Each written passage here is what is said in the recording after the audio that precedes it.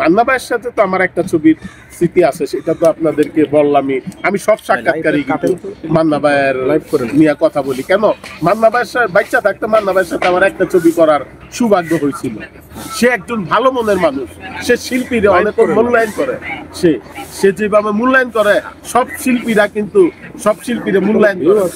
সে একজন অমায়িক একজন লোক। বললামই তো, একটা সিন আমি জগৎ সংসার একটা সিগোস আমি এনজি করছিলাম, আমার কারণে হয় নাই কা। সামনে দুইজন কমিটিয়ান ছিল, ধাক্কা মারছে, আমার ট্রেইটা পইরা গেছে।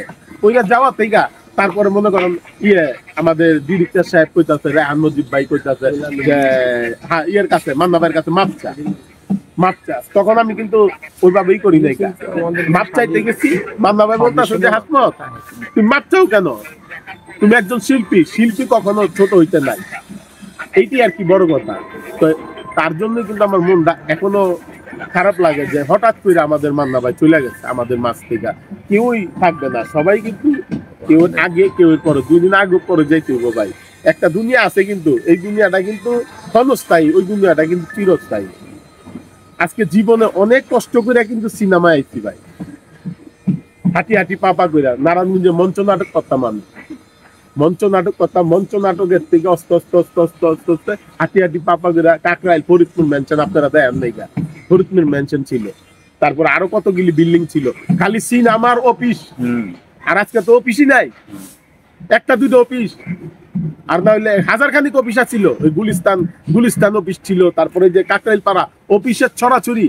আমরা এই একটা বিল্ডিং 10-12টা বিল্ডিং এ ছিল অফিস, নিচতলার থেকে ধরে খালি নেগেটিভ, খালি ক্যান নামাইতো মাথায় কইরা। গিয়া অফিসে ধর্ণা ধরতাম যে ভাই আমার নেন। কি জানো তুমি? তোমার নিমু আমার কয় কি জানো তুমি? ভাই আমি কিছু জানি না, একটু অভিনয়টা দেখেন। একটু অভিনয় দেখাইছি, অভিনয় দেখানোর পরে তোমার দেয়া কে রিস্ক নিব? কমিটিয়ান হিসাবে নিব কে? হ্যাঁ, এই নেগেটিভের দাম দিতে পারবা? 4,500 টাকার নেগেটিভ, ওই নেগেটিভের দাম দিতে পারবা? হ্যাঁ, যদি এনজি করো মিয়া তোমার নিমু আমি। তুমি মঞ্চ নাটক করছো দিকে তোমার নিমু? ভাই নেন না আমারে। তো এই যে মাস মিডিয়া গেলাম। মাস মিডিয়া যাওয়ার পরে মোহাম্মদ হান্নান সাহেবের একটা ছবি আরাম বললো নয়ন বড় জল। কাউসার সাহেব ছিল মাস মিডিয়ার কর্ণধার মালিক। কাউসার ভাই বললো যে এই তুমি যাইও, এই এফডিসি যাইও, নয়ন বড় চল ছবি শুটিং হইতাছে, তো ওইখান থেকে তোমরা ই করবা। আমার লেখা দিল, এই নয়ন বড় জল ছবি শুটিং এ আসলাম। আসার পর আমার একটা সিগোছে আমার খাড়া করে দিল, শাবনুরের পিছনে হাইটে যাবো। 2-3টা ডায়লগ ছিল, করইতলায় শুটিং।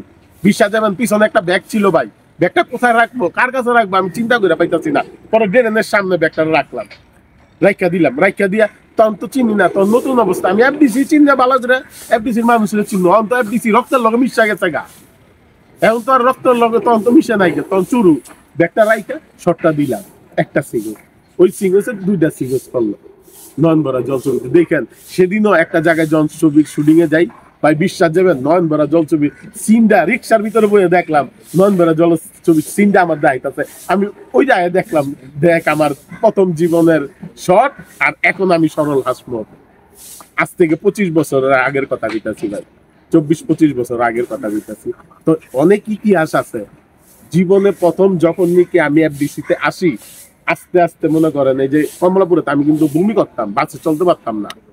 নারায়ণগঞ্জ আমি এনটিভিতে কিন্তু আমি সাক্ষাৎকারটা পুরো লাইভ সাক্ষাৎকারটা দিয়েছিলাম।